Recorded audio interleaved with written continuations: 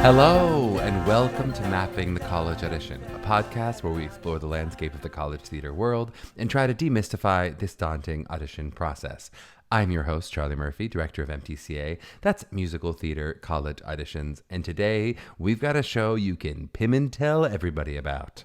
Shereen Pimentel is on the show, and she is a delightful guest, an MTCA alum, and another young person, which we were trying to weave in as we can to balance out all of our old guests.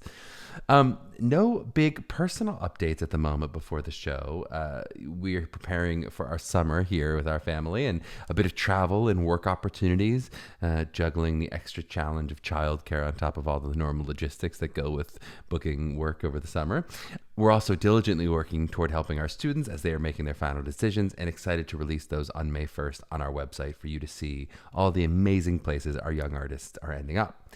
For our juniors, spring masterclasses are well underway. I believe now the only spots available are the dance classes, so please get into those. If you're a bit nervous about your dance, that's Syracuse and Boston Conservatory dance classes. There are still some available slots.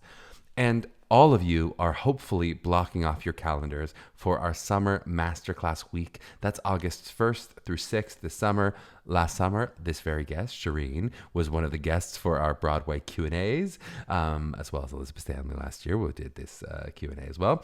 We'll be announcing the details of all those bonus events, the Broadway Talkback, the Q&As, etc. in the coming weeks, so stay tuned to your inbox for those juniors. Also, for the podcast listeners, just a thank you to all of those who've recently reviewed and rated us in your podcast platforms. We appreciate all of those coming in. That is very helpful for us as we try to up our digital presence and aid our searchability and all those things as we try to help other families find the podcast. You, of course, can recommend us directly to people you know as well, but those 5 stars and those ratings and reviews are also a great way to help us out. If you want to use that form to give us feedback too, we're always open to it. Some people have emailed us at our mailbag account with thoughts or suggestions or guest ideas, etc. But you can use that platform as well if you would like. Okay, let's jump into this episode with the great Shereen Pimentel. Well, we are honored to be joined by Shereen Pimentel. Shereen has a Bachelor's of Music from the Juilliard School. She's been on Broadway both at 9 years old as young Nala in The Lion King, and then in the 2020 Broadway revival of West Side Story as Maria, where she was an Outer Critics Circle honoree for Best Actress in a Musical. She was in New York City Center's Encore's production of Into the Woods as Rapunzel, all kinds of concerts on screen in John Mulaney and the Sack Lunch Bunch on Netflix, and most importantly of all, an MTCA alum. Shereen, welcome on the pod. How are you doing today? I'm great. Thanks for having me on the pod. We're so excited to have you. So we're going to dive into the college process, and especially as an MTCA alum, I really am excited to hear some of your wisdom on it, and especially as a recent alum. I was saying this right before we started recording, but God, I'm really trying to have more people in the mid. I was like, "Are you mid-20s yet?" And you're like, "Not quite." Like I'm like, I like those. Yeah, it's good that for our listeners who are a little younger to hear what's a little closer to their experience, having just gone through the process.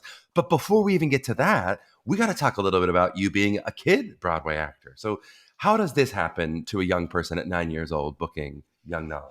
Yeah. So I grew up in New Jersey, so it's not like I was far from Broadway, but no one in my family is a performer. Uh-huh. So my parents just put me in dance class when I was younger, and I was big on seeing the ballet. Uh-huh. And then we started going to see musicals, and I was like, oh, I think I can do that. I think I can sing. Yeah, probably. It doesn't seem too hard.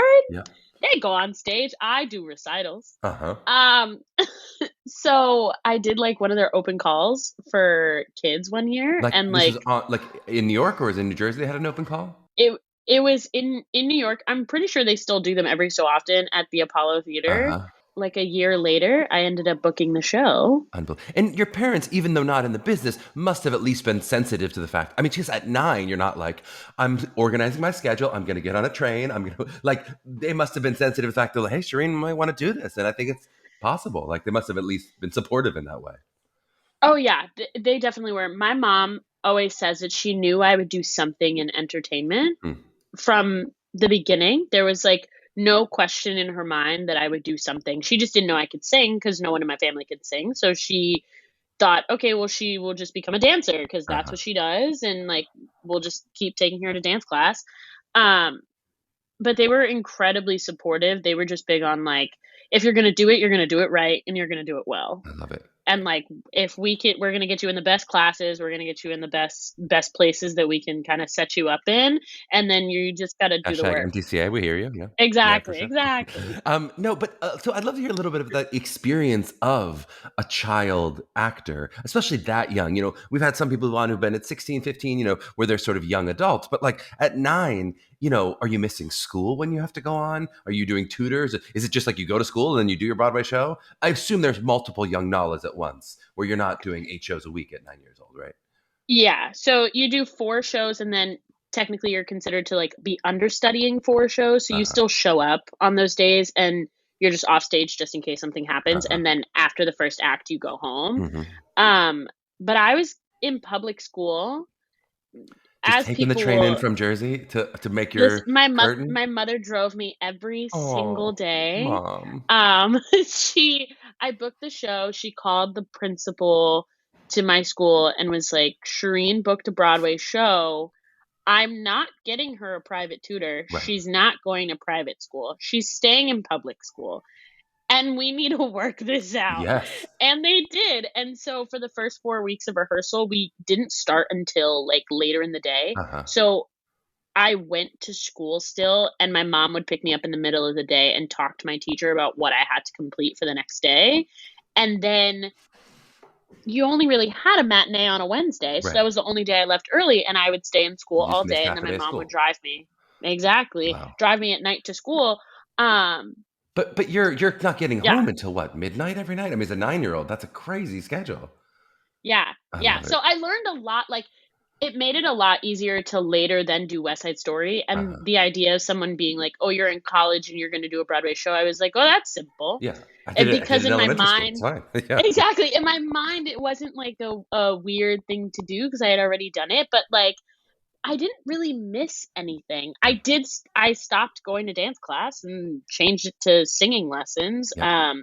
Just because like there was no way I was doing the Alvin Ailey like pre-professional Uh-huh. kids track that they have, and there was no way I was going to be able to continue with the schedule. But aside from that, like my parents truly kept me like on the path of just like living a regular and normal life.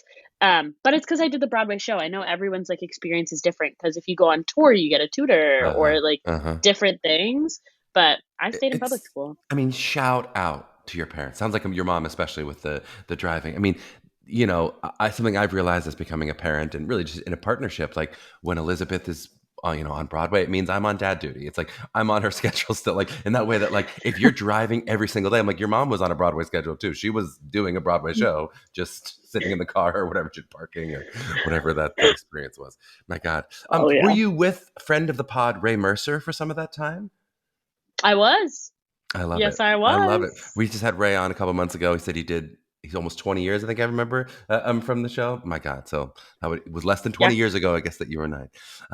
What a yeah. world. Okay, now let's jump forward. So you do that show for a period of time. Then obviously you're not continuing on Broadway all the way through high school. Let's talk a little bit about the college process. With that unique experience, you've already taken a lot of, it sounds like advanced training, both in dance and then as singing and, obviously worked at a professional level. As you then look at the college landscape, whatever you are, 16, 17, what are you looking for in a theater or in this case, a music program specifically? What were you looking for training wise of those 4 years of school? Yeah. I So because I had worked as a kid, I knew exactly what I wanted to do when I was like done with school. Hmm. And my big thing was that I just wanted to like train as hard as I possibly could to like get back into the working scene. I had my equity card by then. Uh-huh. So I also knew that there was going to be a little bit of a learning curve for me because I couldn't do any like summer stock in the way that other people could like do non-union summer Uh-huh. stock because by the time we were in college and 18 and 19 to do union summer stock, it's like it's trying to audition for the Muni. Yeah. And like I was It's very incredible. Yeah. fortunate to do the Muni this past summer, but like when I was in college, that wasn't going to be happening. So I knew that I had to get a lot of experience within my college degree, Uh-huh. because I wasn't going to get as much outside. Um, And did you consider at and all not going to college? I know some people who work as a young person, if I don't know if you already had an agent or this, some people consider, you know what, maybe I'll just try my hand right now at 18. I'm not going to necessarily spend 4 years in college. Yeah, I would have loved that, but we did talk about those parents, Yes. and they kept me in public school, and therefore I was And you're getting getting a a degree. degree. Yep. And that is the whole reason also why I finished my degree with West Side Story. Right. Like Because when I easily booked you it, could have been like, I'm on Broadway now. I don't need to do my last year. But they're like, no, yep, you're doing the degree. it was the first thing my mom said on the phone. I called her, told her, she was like, "Congratulations, you're finishing your degree. So who are we Hey, it was the second thing. The calling?" first thing was Yeah, congratulations, it sounds like. exactly. The second thing was finishing the degree. But I mean, Exactly. shout out to mom, because I will say I read a lot of performance bios. Most of them have a degree on the pod, but there's a difference between went to the Juilliard School and saying I have a bachelor's from that degree. It is Yeah, for the rest of your life. You now can say you have a degree. There's definitely some value to that. So even if it was a tough exactly. year, shout out to mom It, it, in terms of it pushing wasn't it. actually, it actually was probably my easiest year, but oops, I won't ever say that to anyone else. Oh, that's okay. Luckily, only thousands of people listen to this podcast, so it's totally fine. Exactly. But okay, so you did But yes, definitely want a degree. Were you looking, yes. and you can remind me in terms of your process with us, did you look at both, musical theater like BFAs and those more vocal performance programs? What were you looking in terms of the music versus the acting versus the musical theater in terms of those degrees? Yeah, so I was actually only looking at musical theater, except Juilliard and Manhattan School of Music. Uh-huh. I kind of had so I was going to Juilliard for their pre-college program for 3 years of high school. And while I was there with that teacher and my like lifelong teacher that I've had for voice, both of them, I made this agreement that I will audition for these two schools Uh-huh. because you really want me to audition. Also, being a pre-college student, they waive the pre-screen and it's very simple to do it. Um, but I would also audition for all these musical theater schools and try to get a BFA. And at first, I cast the net super wide, right? Like we do the MTCA list and we go through different schools and we apply and Just careful with the I MTCA list. honestly There's not one MTCA list, but yes, continue. no, I know, no, not one. I mean like Not the your list, yeah, like yeah. your school list Personal personally. Shereen to matching to her goals, of Exactly. course. Yeah, yeah, yes. Yeah, They all know that this one. listening. Yes. Exactly. So we did that and I hadn't done a musical in I don't know how long because I was in pre-college, so I couldn't do musicals. So I like was super focused on that list because Uh-huh. for me the other two schools I was just auditioning Because you for said the you're going to. case of like Yeah. because some people wanted me to do it and I was going to do it. And then what made you decide on Juilliard in terms of the music degree? What made you, because I know you had other options in terms of musical theater, what made you Yeah. go, hey, I got this BFA, but now I'm thinking maybe I do want to go in it, even though it was only one of the ones I said, I'll just give it a shot. What made you decide to go in that direction? Yeah. Well, I will preface to say that like I was very fortunate my year of auditioning and like I got into all the schools I wanted to go to. I was like, great. Yeah, exactly. I was like, I got all the choices. I can go where I want to. The dream, right? Um, Yeah. exactly. My list did kind of dwindle down to I ended up being like, I want to live in New York City. Mm-hmm. And I started getting into those places and I was like, okay, I got this. I had like a short list and I was like, all right, I got into all those. What am I going to do? Mm-hmm. And then I got into Juilliard and I remember during my audition too, my mom was like, we need to talk about financial aid. And I was like, no, we don't. I'm not going here. Uh-huh. So I was like, you don't need to be talking to anybody. And then I got in and I was like, and I had some friends who were like, I want to be there the day you tell them no. That day obviously never came. And I just had multiple conversations with different people about like, what did I really want Mm-hmm. out of school? And I learned that what I thought I wanted wasn't what I wanted and also wasn't what I needed. Mm-hmm. What I thought I wanted was to just be like steeped in musical theater, which I am now Mm-hmm. as a human being. I Mm-hmm. love musical theater. And there's still more for me to learn and so much that I do know. And what I needed and what I wanted was the people that they accepted into Juilliard, I realized that I wanted to be in that environment of the student body. Mm-hmm. And that was going to be worth the money. Where I didn't, I don't know what it was about those people too. Like not even the voice department. It was like being around the like drama Yes. students that they Yep. had there. That's what made me make the choice. Actually, at the end of the day, I was like, I want to be around those people. I want to have conversations with them. Uh-huh. I want to like just experience life in this place. Yep.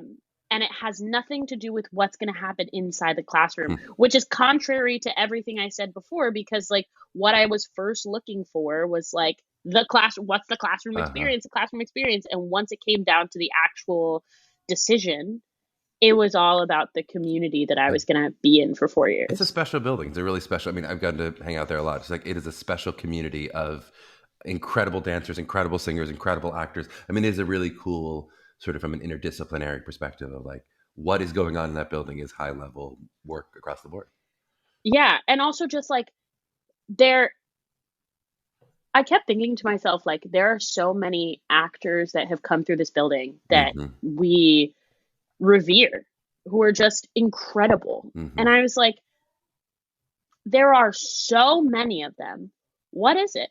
Like, what is it that makes you accept those 18 people? Like from the beginning, what do you see in those people when they first step into this thing? And then obviously they're going to grow. We grow when we go to school, we learn things, and we also just like grow up from like by the time you finish those 4 years are so formative that like no matter what school you go to, you grow as a person and an artist. But I wanted to see like the beginning, like who are those people when they came in? And I learned so much more about like being a human being, and that's like honestly the foundation to being a like wonderful performer, an actor for that sure. Like that I was like, that's what I want to see, that's what I want to get to know, and like pick people's brains, honestly. Well, let's talk a little bit about that experience. I want to hear about both those kind of community experiences you had in college, but also I do want to hear a little about the classrooms. I believe, and sorry other guests if I missed this, that you are our first bachelors of music that we've had on the pod. We've had BFAs, bachelor of music in like vocal, as opposed to we have bachelor of music in musical theater specifically. Correcting myself. Yeah. We've had some Baldwin Wallace grads, but and we've had somebody with masters of music. Like I think Meghan Pacherno had a master's of music. But tell me a little bit about what this degree is in terms of the classroom. In terms of obviously it's very relevant to musical theater, but some other areas maybe that are addition to or addendum to the musical theater world. What was that day-to-day classroom like? Yeah. It actually strays so far from musical theater, but is like so helpful. We take theory, ear training, piano. We take dance, acting. We have our private voice lesson. But then because it's classical voice, you would take the language for the year. For 1 year, you have to take Italian, like actual Italian language, not just Italian diction, which was like, as you can hear in my voice, I was not very good at it. But I did my best. How could I hear that you're bad at Italian from your voice? How could I possibly tell that? Because you're not talking like this. Tone of voice was exactly that's it. I just was not. It wasn't for me. That wasn't happening. But we did. I believe those were all. Oh, and then we had a liberal arts class, and so you'd have a different liberal arts class each semester, because obviously we didn't have any gen eds. That was our only like thing that we had, and I think it was really geared to. It was like ethics and society, politics and culture and arts and aesthetics. It was really like geared towards trying to become a good person and a good artist, which classes. Yeah, which I found really like interesting and great. And then we had history classes, but it was like classical music history. So it was truly steeped in classical music. There really wasn't much musical theater, unfortunately, for me. And is that true to your voice lessons too? Are you taking, like with your private voice, is it more, now we're working toward classical voice, you're not doing a ton of belting in your voice lessons? No. Yeah.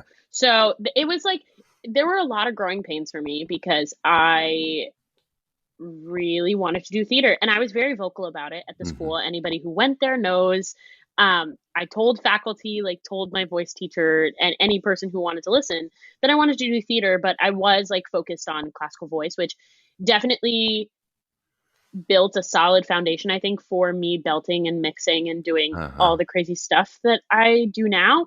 Um, and so like I am thankful for that and Yep. to have like learned what all of that is and like what my instrument has the ability to do. Um, because I have a lot of unconventional thoughts when it comes to the voice, that I think were built by doing all of this.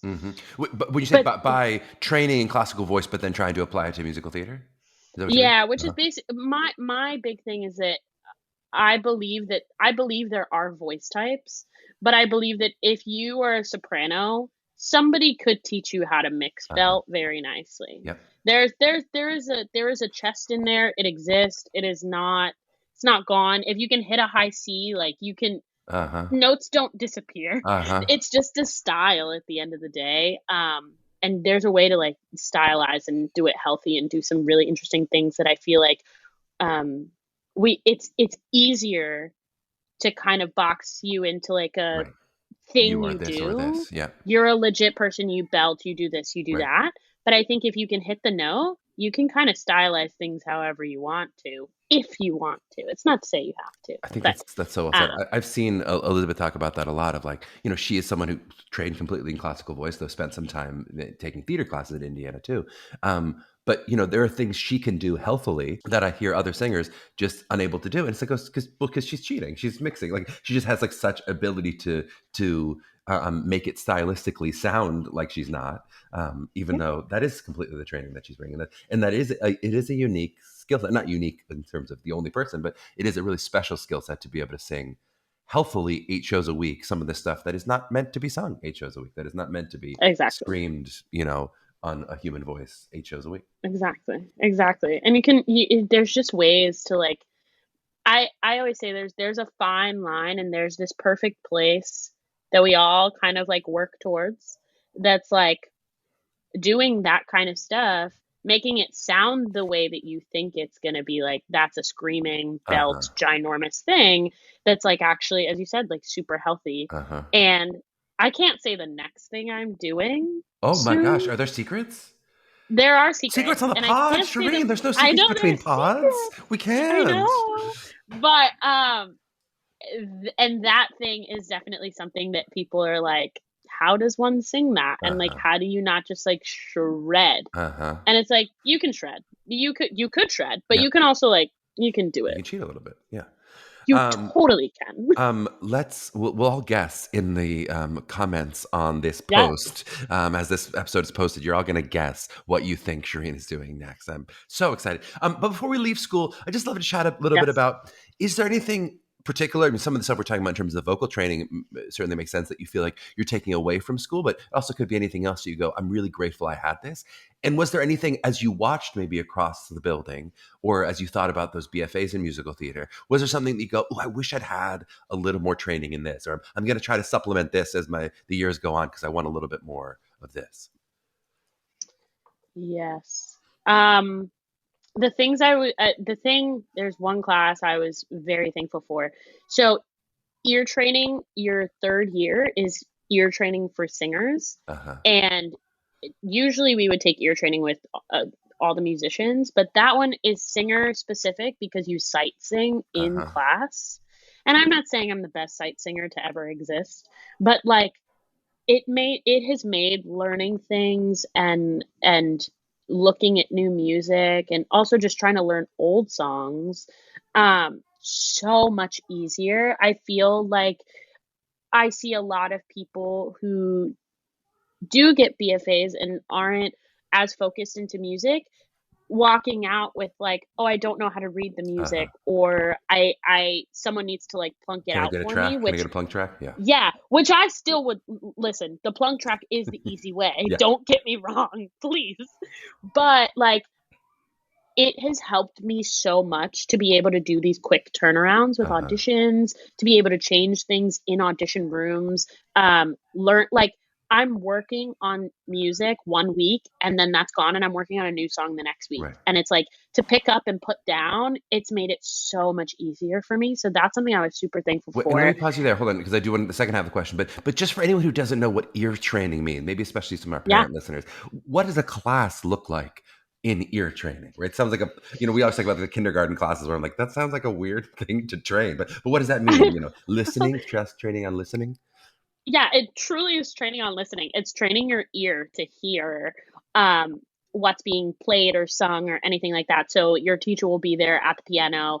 And we used to have to start class and they would say, sing a la or sing A. Mm-hmm. And you'd have to sing A in 2 octaves.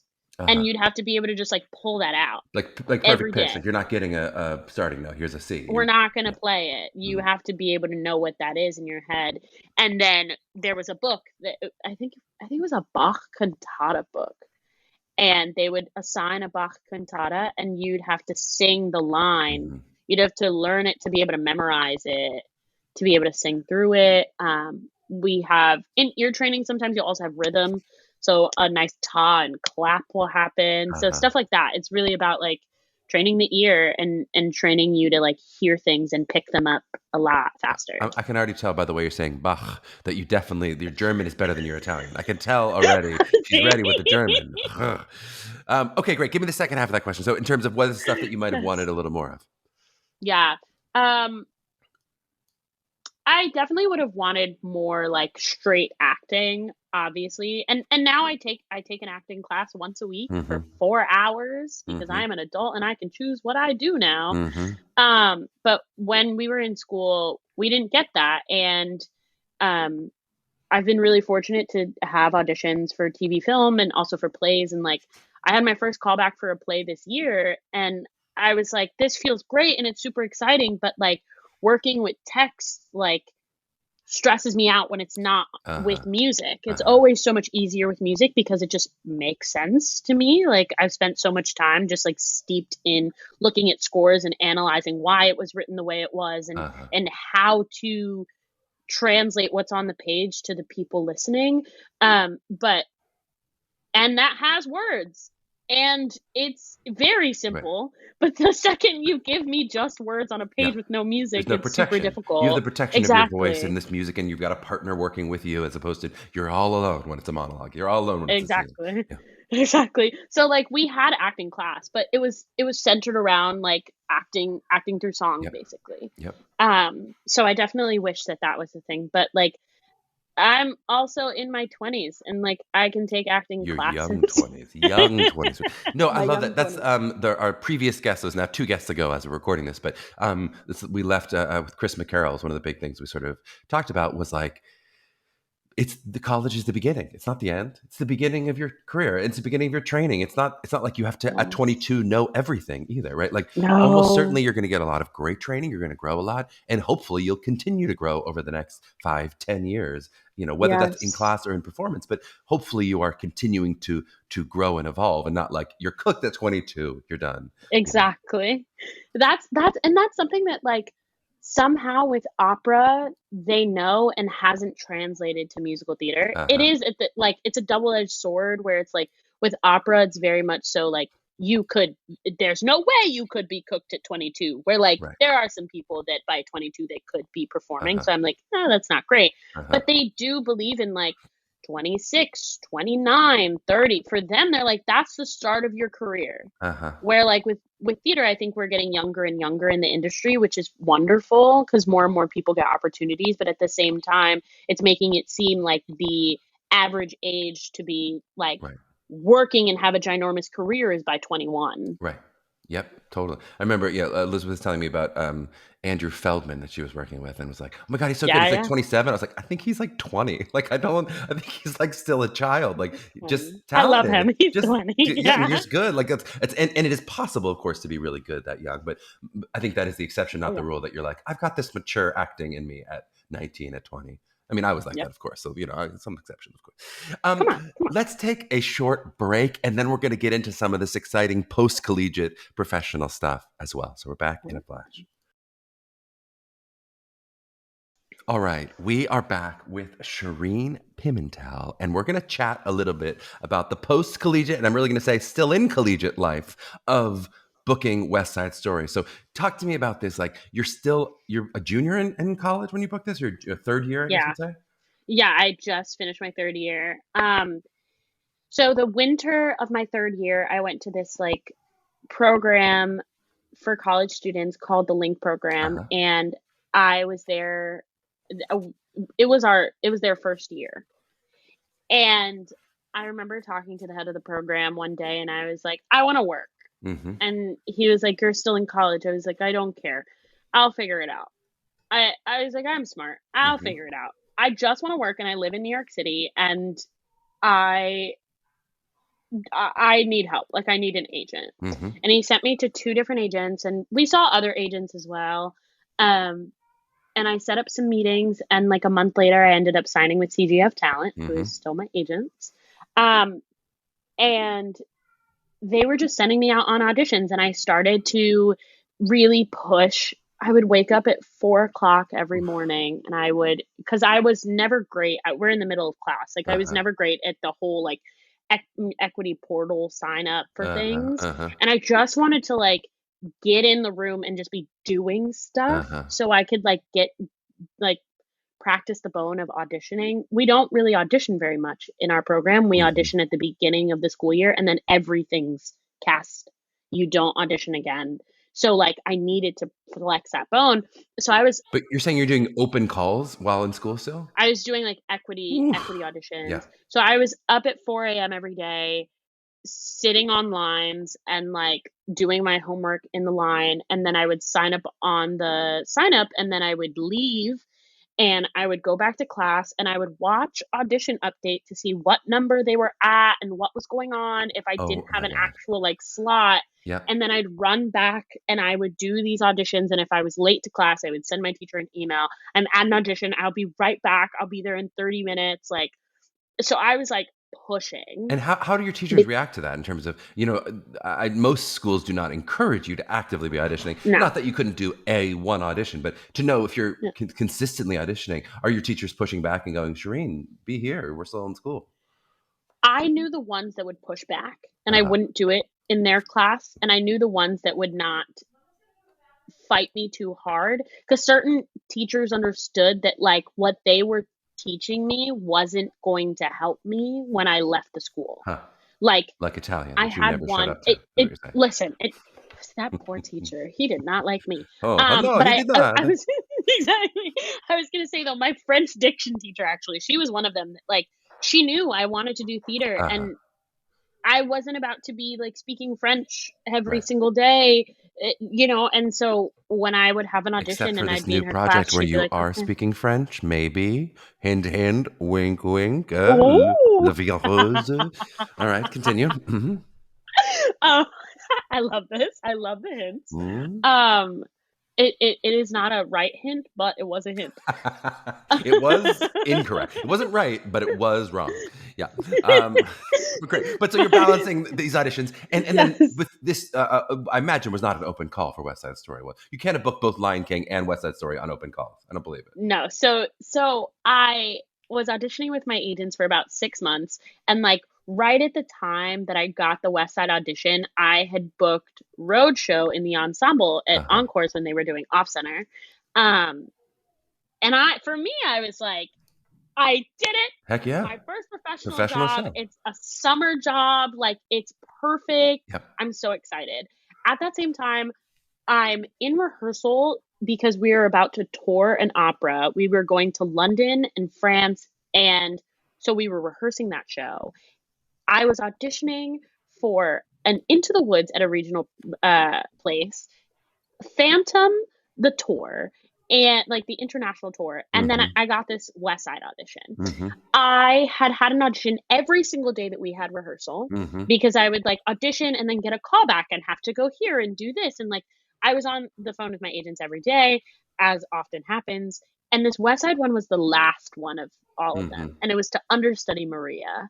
And I could not get the lines to stick in my mind. Mm. I couldn't memorize it. It was so difficult. And I remember being on the phone with my mom, and I was like, I was like, I'm not going to cancel this. Like, it's a Mm-hmm. Broadway show. Like, I'm not going to cancel this audition, but like, I'm so nervous it's not going to be good. And my mom was like, just go. Like, I think you're just stressed out. Like, when you Mm-hmm. show up, it's going to be fine.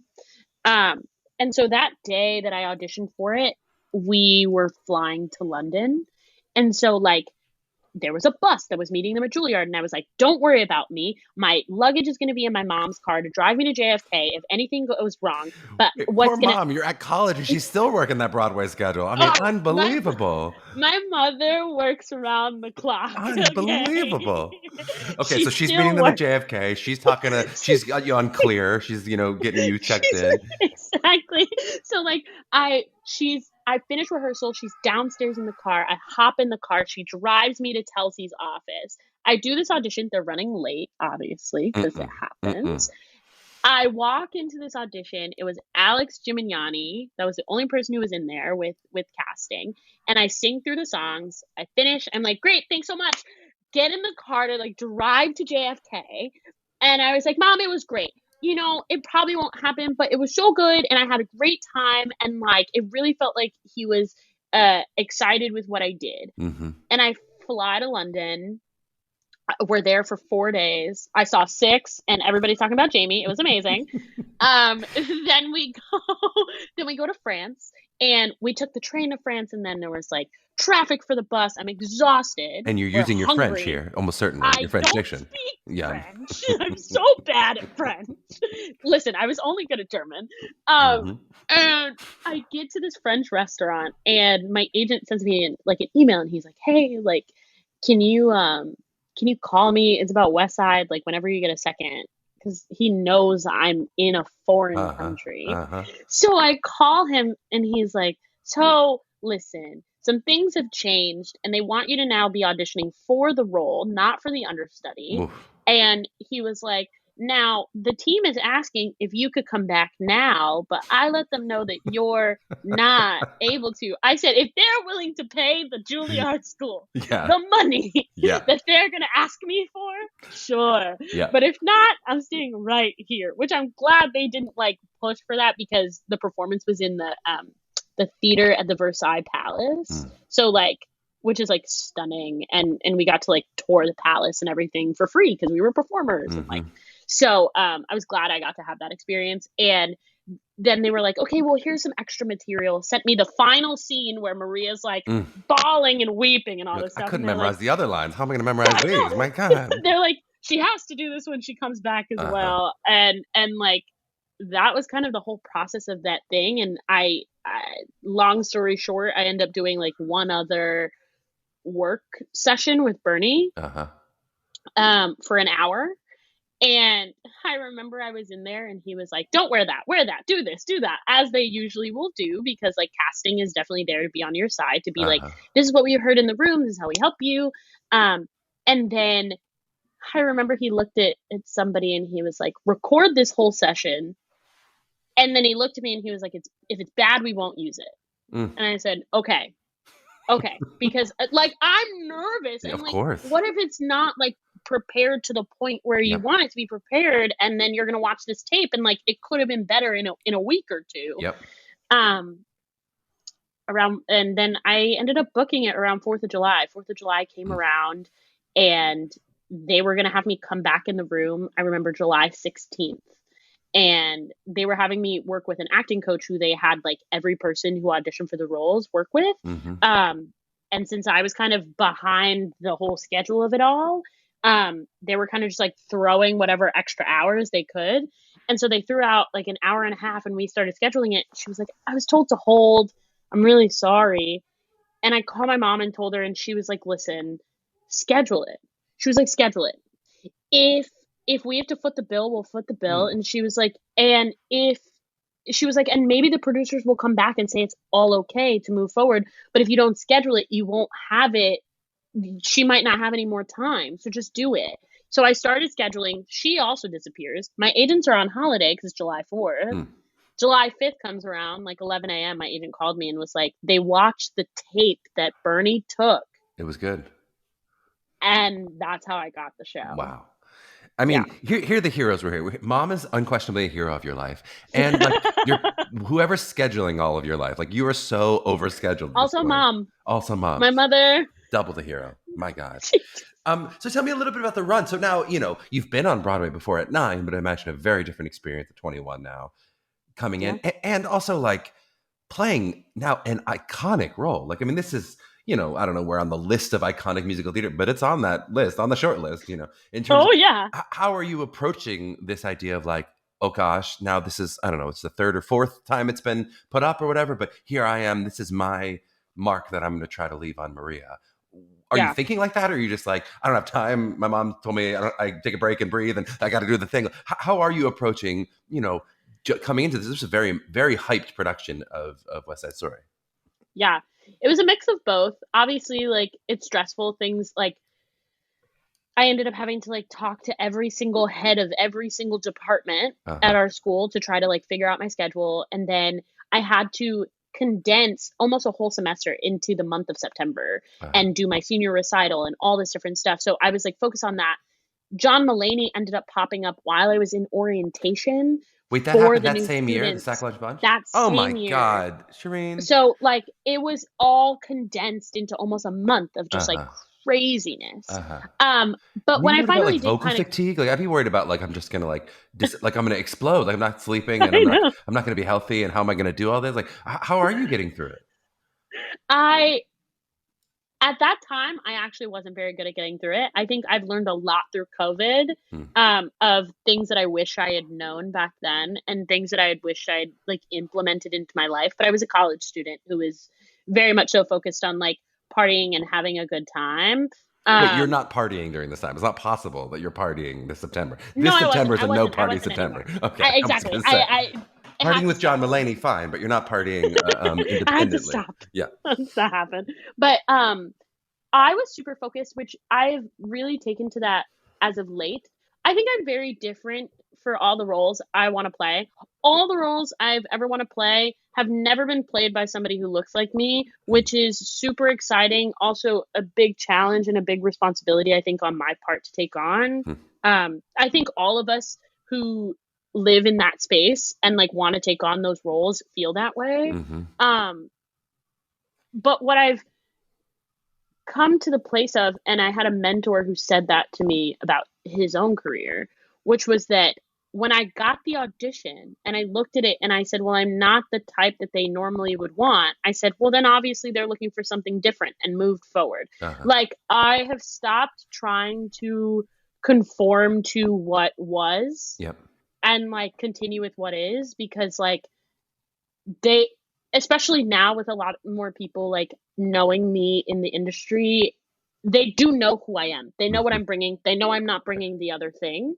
So obviously they're looking for something else. Right. And so I was just going to be myself. Yeah, exactly. Yep. I was just going to be myself. And also Alex was somebody who had told me that. Alex was like, you got cast because of you. It was all because of you. It was you that walked in the room that we liked. Yep. I mean, talk about an advocate for you, that you're auditioning for an understudy.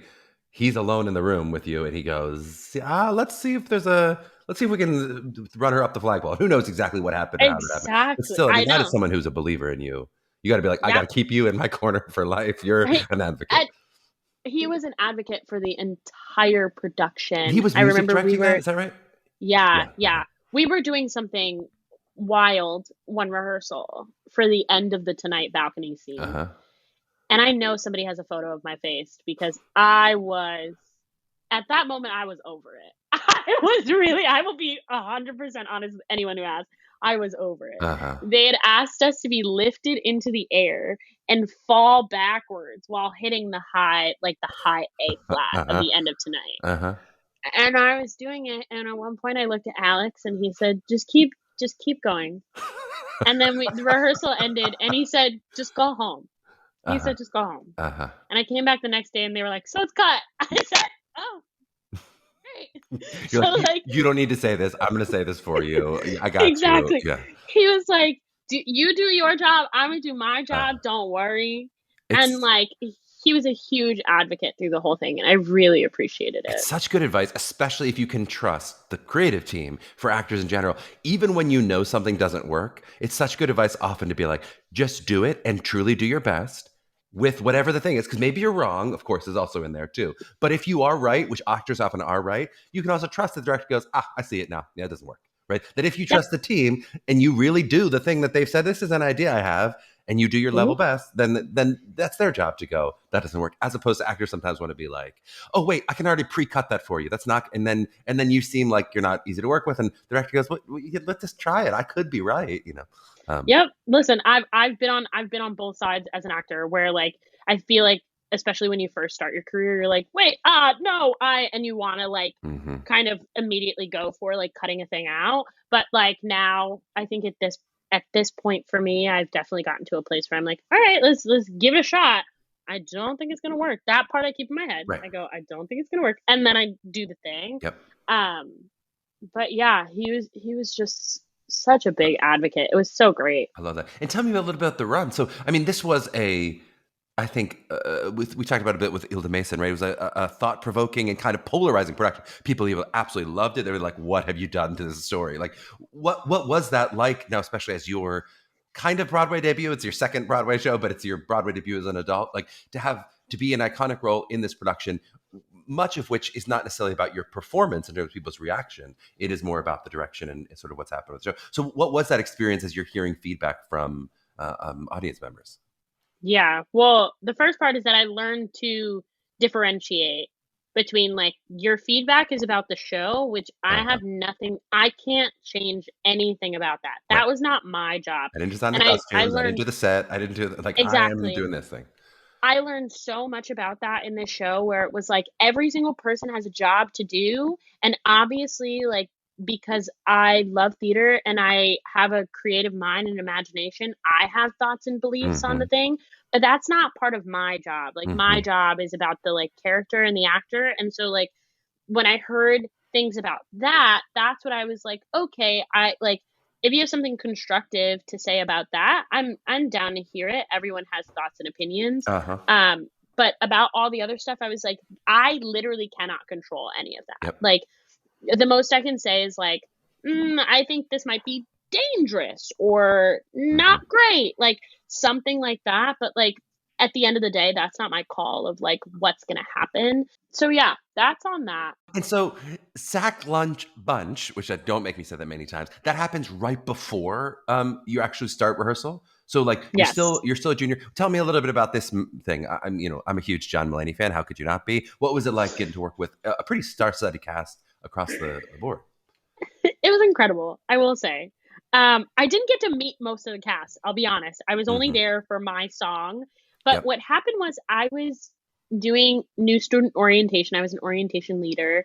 And I get a text from my mom, and she's like, hey, someone sent this message to your website. I don't know what this is about.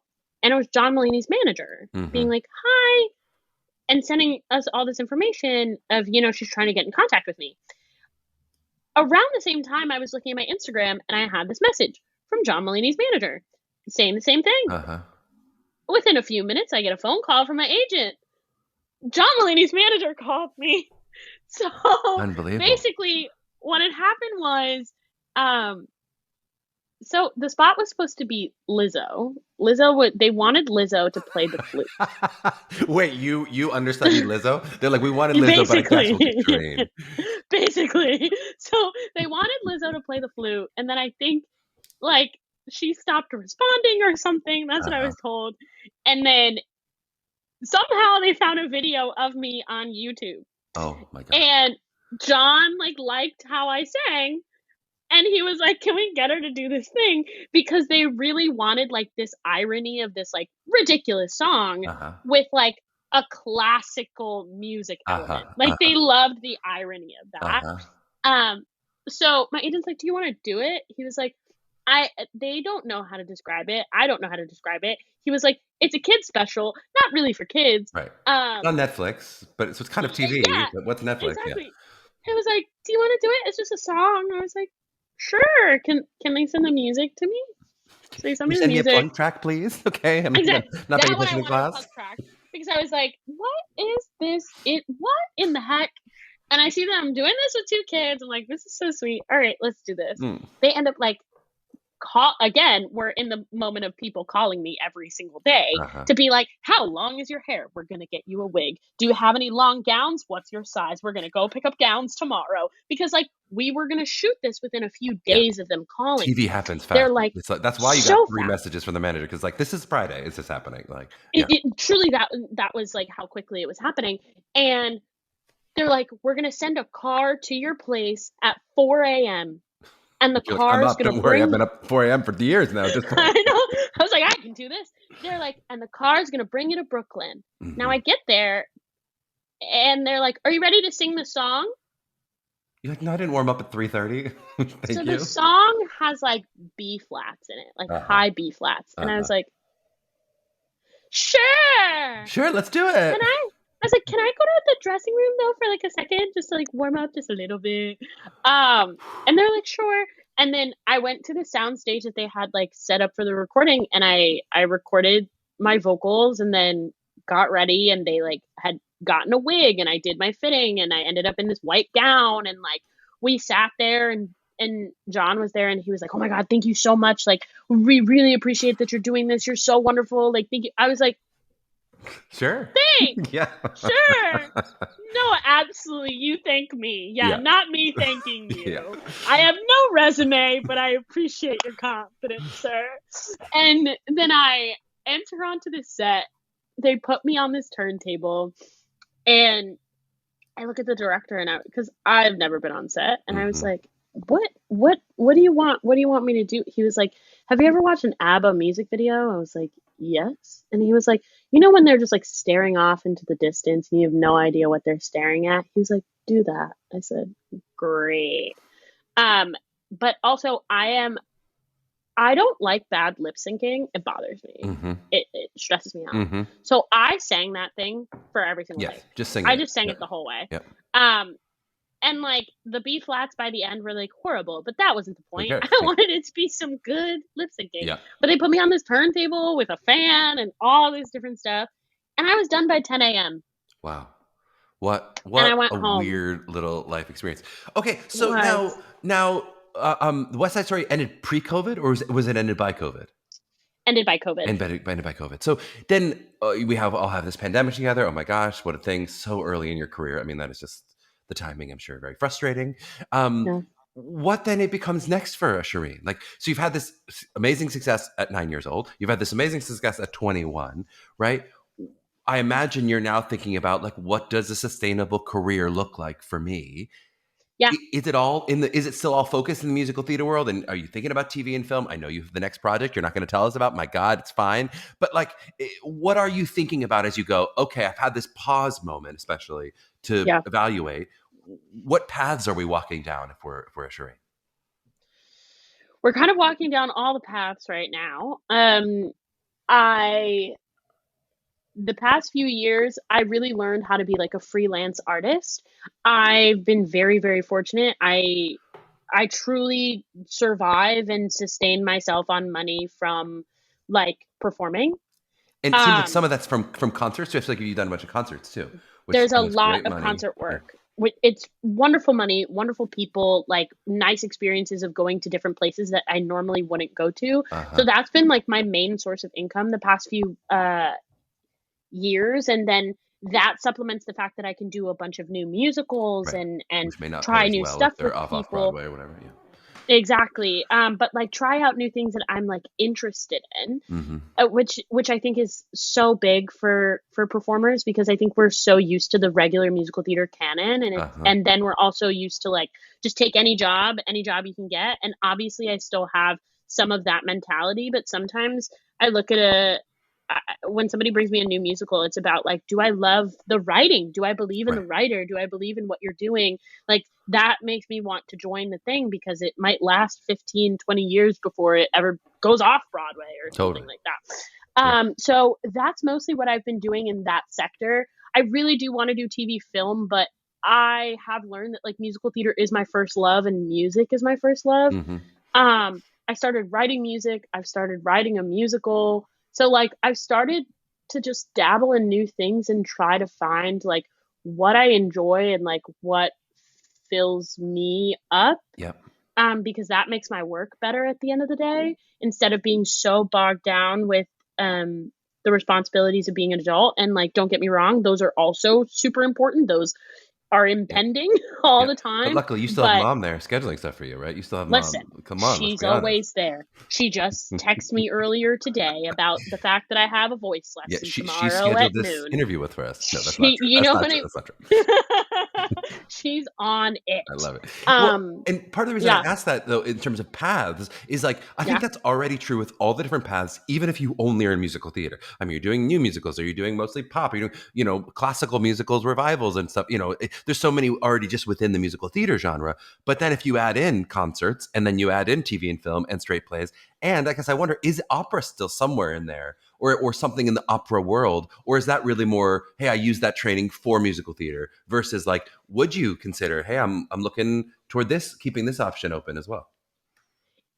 I think for an opera, for me to do it, I have to like the team. And again, in the same way, looking at musicals, I have to believe in the piece. I Hmm. think that was some of the hardest stuff for me with opera, is that if I just don't believe in what you're doing, I'm not going to enjoy. It's just about the pyrotechnics of my vocals. Right. So that like I don't want to say I'd never do an opera. I just know that like I'm very picky Uh-huh. about what I would want to do, because again, it's like it really is about like, do I find joy in it? Right. I've told a lot of people like these past few years, I have turned down contracts that people look at me like I am a crazy person to Hmm. turn down. And it has all been about like protecting my peace and protecting my sanity. Because at the end of the day, when the contract's over, it's just me Yep. by myself Yep. having a hangout with me. Hmm. And like, I have to be happy. Yep. And so like, and opera especially pays really, really well. And so it's like, but I don't want to walk away from that contract and be just like emotionally and mentally and spiritually just like drained. What you're telling So us it's is, not to hint, say, hint, the next project is not an opera, is what you're telling me. It's not in French and it's not an opera. That's what we know so far. We're gathering hints. You can't tease us, Shereen. We're going to want to know. Come on. listen. The first hint was wrong. Yes. Wrong. The second hint is Oh. half true. Whoa. See, that's what I'm asking about. The half true in the opera world is interesting. Again, I'm not going to push. I'm not going to push. But yes. You'll know once we stop recording. I'll tell Correct. you. Correct. And then I'll tell everyone else. I'll just put it in the takeaway Exactly. of this episode. Let's play our unique game, shall we? We've Yeah. reached game time. I already did, with the wonderful Ilda Mason, I did a West Side Story versus Romeo and Juliet kind of game. So I was forced to get a little creative. This game is called Can You Feel the Love Tonight? Tonight. I'm going to give you some facts about 2 Broadway credits, Lion King and West Side Story. You're going to tell me, is this true of the Lion King? Is it true of West Side Story? Is it true of neither, meaning I made it up? Or is it true of both? Yeah. Those are all the options. Okay. Makes sense? I'm going to read you a fact. Yes. You're going to try to label it. True of Lion King, West Side Story, neither, or both. Yeah? Mhm. Starts off easy, it'll get a little harder. First fact, the highest grossing Broadway musical of all time. Oh, The Lion King. The Lion King. You looked at me like that was hard, but you knew it immediately. I don't know why. You're like, oh, why are you asking me about grosses? I'm like, this one's not that hard. Okay. Has had 2 critically acclaimed film adaptations. West Side Story. West Side Story. The Lion King has had like 6 different West Side things. I know. Yeah. Has a new film adaptation coming, directed by Moonlight's Barry Jenkins. None of them. No, that's Lion King. There's going to be a new Really? Lion King called like Mufasa's Revenge or something. Yes, like, that is. Wait. Yes, okay. this is All right. true. You're doing great. So you're doing great. Was loosely based on a Shakespearean classic. Both. Both. Very good. Very good. Was the first musical to be performed in space. Neither. That's a neither. Okay. Features nearly 3,000 puppets per performance. Lion King. No, that's neither. Lion King is like 200 puppets. 3,000 would be a lot of puppets. It feels right 3,000? It though. feels. It How feels many right. actors would you need for $3,000? Okay. You never know. It I know. just I knew feels I'd get right. you on that one. I felt mean. I was like, this is going to win for sure. Okay. Is the longest running show at the Minskoff Theater? The Lion King. The Oh Lion yeah. King, 100%. The only known Broadway production to have been stopped by a childbirth, by someone giving birth to a child. Oh, this I don't know. I'm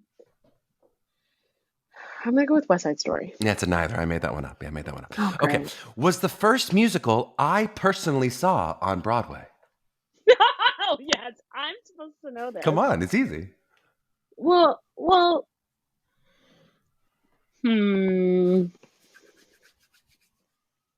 West Side Story. No, it's The Lion King. I might have seen you. I really might have. Ah. I didn't do the math of the ages, but I might definitely saw Ray, but I don't know if I saw you.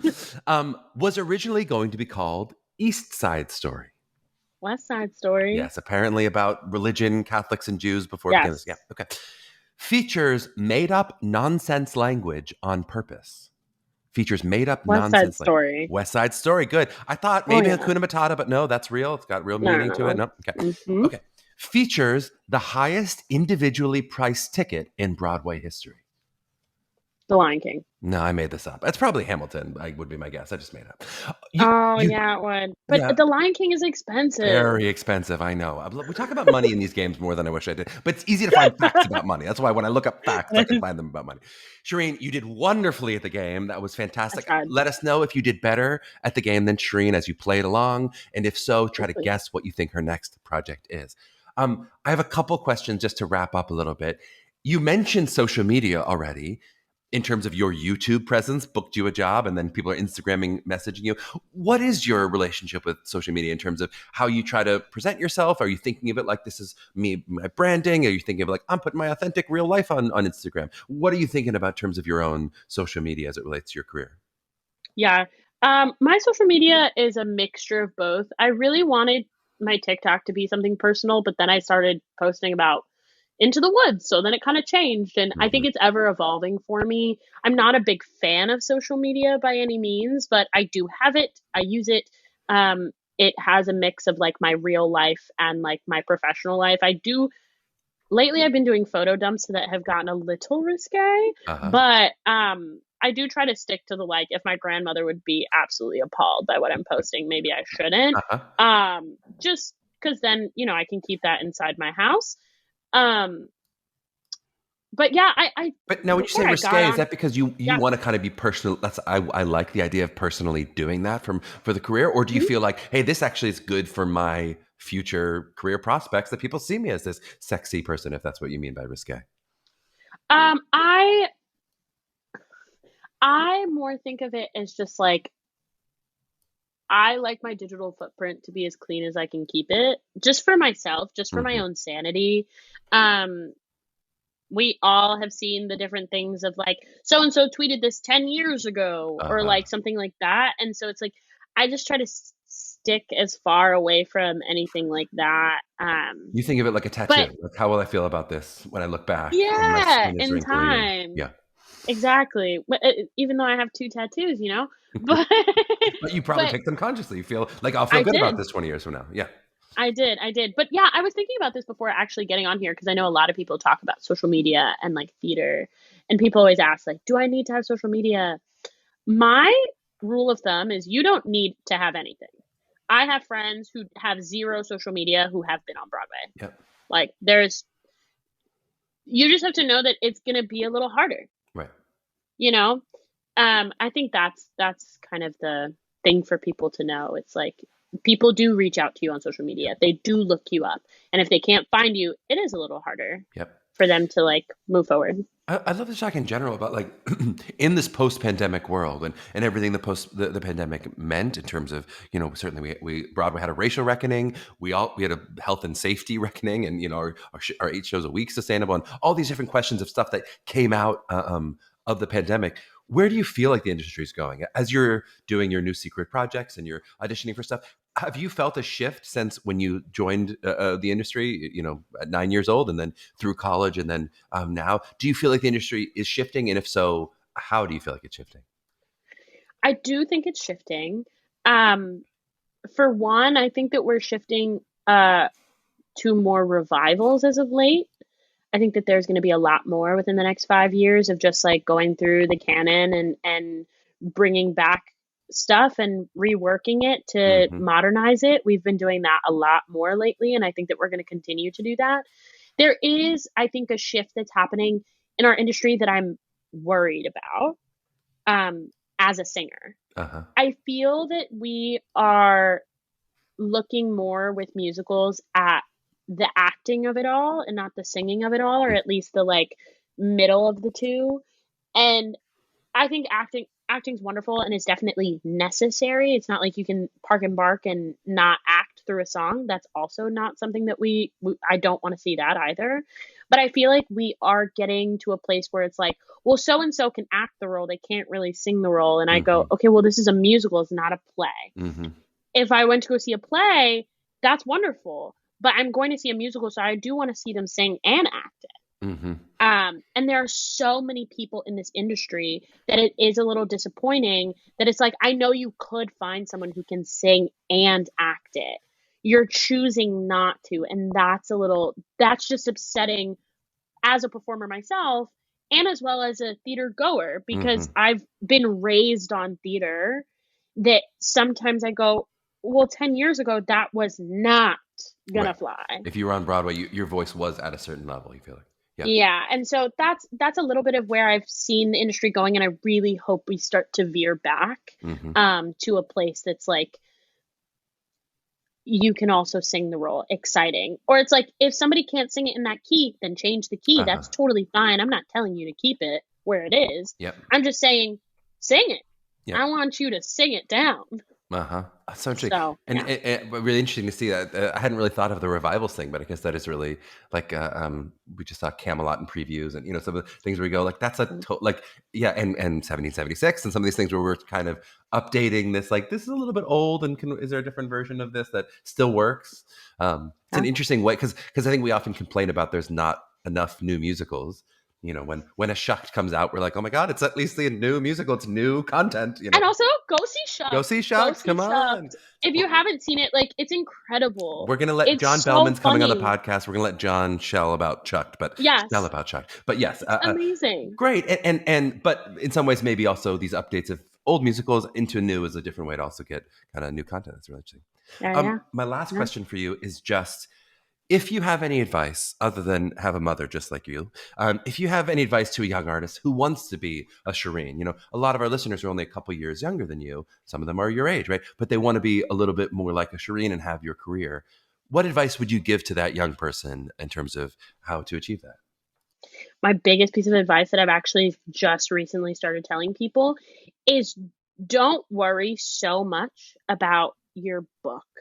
I think so many people, I have met so many people that they get out of college and they're like, my book, it's not finished. And then I see them the next year and they're like, my book, it's not finished. And I'm like, do you have about like 3 to 4 songs that can like mostly get you through the audition season? Then it's finished for the year. You'll be fine. But I think that often we get into these shows and we get a month of rehearsal or a few weeks of rehearsal, and then we're thrown into these roles that we absolutely love, but we're not prepared to do stamina wise, and we're not prepared because we haven't worked them in vocally. Again, it's one of the things that I actually did take away from the opera program. Some of those people will pick up a score, learn an entire role at 20, and pick it back up at 25 and won't actually sing it until they're 30. And so if your dream role is to play Maria, learn it. Like, learn it. No one's stopping you from learning the score. And then put it down. And next year, pick it up and do it again. And like spend time in the rehearsal room going through scores of music. Because again, in the same vein of like, I think we're commonly going to musicals and going, oh, well, so-and-so can't sing it. Sometimes it's just that they needed a gestation period of 3 years with the piece. And so it's like, if you love Elphaba, and that's like, Elphaba is incredibly hard, but like, start now. Start with the first act for a year and like really learn those songs, ingrain them in your body. And it's not going to be perfect that first year. Don't do it until you hurt yourself. Like, do it, put it down, and pick it back up, and you're going to have learned so many new things. It's going to have just stayed in your body to a point by the time you get the audition. One, the cuts, you'll know the cuts like the back of your hand because you'll know all the songs. And two, you will not feel so afraid to walk on the stage when you are doing your first performance. Because it won't be, you wouldn't have learned it in real time when you're learning the blocking and the staging and the costumes and the this and the that. You learned it in the comfort of your own home years ago. It's one of the wonderful things I had for West Side. I learned West Side when I was like 16. Yep. And then I had just done it because people had asked me to sing this song and that song and that. By the time I was doing the show every night, it was like, I know these. I'm not worried to go up and sing these songs. And I couldn't remember the lines, but you remember the song. The songs, you know, the words were tricky. Exactly. You know, tricky. But like, I feel like we don't teach people that enough anymore. We really hone in on like, get your pop song. And it's like, yes, get your one pop song. It's going to work for all the pop song auditions, probably, more than likely. And when you get to a certain point in your career, you'll just be singing the things from the show. It's such good advice. It's like it's something Talia talked about. Talia, who just got off of Alphaba, she was doing it right before the pandemic and then came back to it and was saying how much she was improved by the time off and then coming back to it. That it was just physically her body was in better shape and she was able to handle that, but vocally too, that sort of the improvement of time with something. Which I don't think we talk about that a lot. Of like what it is to, with a specific role, to spend some time and let it gestate. It's good advice. Yep. It was something that I was so shocked by with people in opera. They will just collect scores. And I'll be like, oh, so have you sung that role? No. But that is in my voice type and something I'm going to do. And they just collect them and they highlight through them. And that's their score. And so in 10 years when they actually perform it, they have done all the work already, and now they're just having a good time. It's so interesting. It makes me think a little bit of with acting of style as well. Of like if you've performed in different styles. Like I was reading a script with Elizabeth the other night of a new audition she was going to do, and I was like, "Oh, this is Rosencrantz and Guildenstern are Dead." It wasn't that play, but I was like, "But it is." Like I was like, "But you just have to kind of know like this. It's a kind of unique style. It's odd and quirky, but like when you read it on the page, it's not obvious if you haven't put that in your body and done it. But now you're like, I got that in my back pocket. I can walk out and do that. I know what this play is going to be like."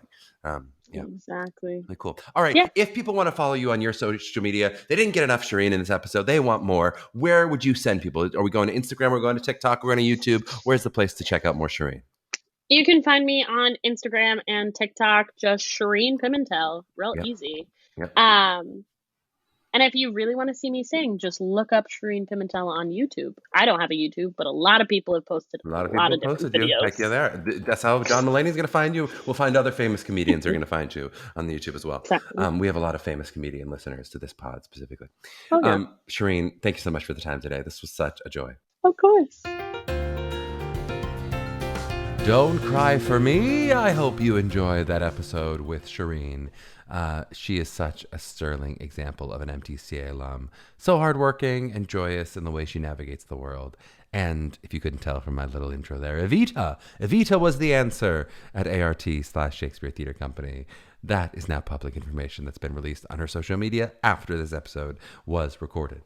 I'm going to give a brief little shout out to her advice. I love that at the end about just work on stuff that interests you. Just learn the role. Don't wait for permission. Just go ahead and do it if it's something that you want to do. I think it's really fun advice and really actionable. So go do that. I love that. But for our takeaway today, it's almost Mother's Day. So I want to give some love to the parents out there. I know we have a lot of MTCA parents. I'm going to say an embarrassing amount of MTCA parents who listen to the episodes for their children, or at the very least, we'll say kindly, alongside their children. And Shereen's mom ends up being the star of this episode, I hope you found. The way Shereen was like, my mother drove me every single day in describing her Broadway schedule. It's beautiful. But also, it's just worth saying that could be true and is true for so many parents out there who drive to daily dance classes, voice lessons, etc. It takes just as much effort as a Broadway schedule. It just means you don't potentially get the same remuneration of a Broadway contract. But can we talk about the idea of a stage parent? Maybe especially the archetype of like a stage mom, or sometimes called a momager or a helicopter parent. Though, of course, we know there are plenty of dads out there and dadagers and all those things. I honestly think involved parents get a bad rap in 2023. Of course, we know the extremes, parents who are over involved and maybe intercept themselves in their child's process, whether that's the professional process or college. And of course, that can be unhelpful, both in the direct ways that it can turn people off on the other side of the table, as well as potentially being unhelpful in stymieing their children in the ability to own their own processes fully, whether that's, again, professional, or I'll talk a lot about the college process now. That said, the vast majority of MTCA parents I find to be involved, and very appropriately so. For each family, that can mean really different things. Sometimes it's just as simple as financial support and a listening ear if the child needs help, but you're going, nope, you got it. You got a kid. You're doing great. You schedule, you do whatever. I'm here with a credit card, and I'm going to set a budget of what your limits are, and this is what's going on, and let me know if you need anything. And sometimes it does involve being way more directly involved in the planning, organizing, helping with schedules, helping with school list research, listening to podcasts for the sake of your kids, all that kind of stuff. Sometimes gets as granular as, I got to make sure from 5:30 to 5:40 you've got time for a power bar, whatever works for your family. But I'll say what may be obvious, but I think is not said enough in credit to these parents, that it is an enormous advantage to children who have involved and supportive parents. In the same way that you could never be an Olympic gymnast without parents who support you and take you to training at 3 years old or whatever age you have to start then, most people cannot be on Broadway as a child without a parent who is directly involved in facilitating that happening. And while at the college and professional level, you do see students who succeed without direct involvement, as long as the parents are okay with them doing it. Sometimes people do it really on their own. For many, and I'd say for most students, it does continue to be a significant advantage to have that help. Shereen talks about how still as a young adult, she's in her mid-20s, or in her not quite mid-20s, she likes to say, but she still uses her mom all the time for help. She was like, I just got off the phone with her this morning talking about career stuff. And I think parents overestimate how important the idea of being professionally connected to the business is, right? Or maybe even understanding theater. I hear that all the time. They'll say like, oh, I don't know anything about this, so I can't really be helpful to my child. And well, of course, if your parents are truly like industry luminaries, it would be a big help. I'm not denying that. What the big word of the day is a Nepo baby. If you have a chance to have a famous director as a parent you can be a Nepo baby, great, right? But short of that level, uninvolved and caring parent is hugely helpful regardless of how much knowledge they have of the industry. In fact, I think where not being super connected to the industry can help, in my opinion, is that the biggest danger of an over-involved parent, at least as we see it, sort of interrupting the process, is when they get too involved artistically. That's not to say there need to be zero parental involvement in artistic choices, but I think in general, the less the better in this realm. When parents are becoming coaches, or worse, I think critics of their children, it can really mess with the psychological elements of this process. A simple comment like, oh, but I think you sound beautiful on that other song, can get in their head. And regardless of whether they take your advice or not, now that's what they're thinking about. And unlike parts of this process, like scheduling or figuring out food, this part the artist really has to own for themselves. The choices that are brought into the room have to be justified for the artist and by the artist. And that's where employing professionals who know what they're doing is extremely helpful. Even when you're right about the feedback you might want to give your child, which, let's be honest, parents often are, it's often delivered more helpfully by an outside source, both in terms of maybe the expertness of the delivery method, but quite often just simply by the messenger not being you. This is why we've actually worked with a number of children of currently successful Broadway and TV actors in this process, because those parents smartly recognize they want to stay support structure, they want to stay a parent and not be an artistic tinkerer, where it could kind of tip into that being over-involved and potentially causing issues. I mean, God forbid if your child were to blame you. I can't believe I made this artistic choice and it's your fault, Mom, right? But for most of you that are not artistic experts, that don't feel like, oh, I know everything about singing or acting or dancing, this should really come as a true relief, right? You're not missing out on anything from an expertise perspective, especially if you're able to get your child expert help as they grow with a place like MTCA, and knowing that they'll continue to get expertise at the college level. What most kids need from their parents is support and belief in them, both in the idea of their artistic success in the business and the idea that they will figure it out if it doesn't work out for whatever reason as an actor, as a performer.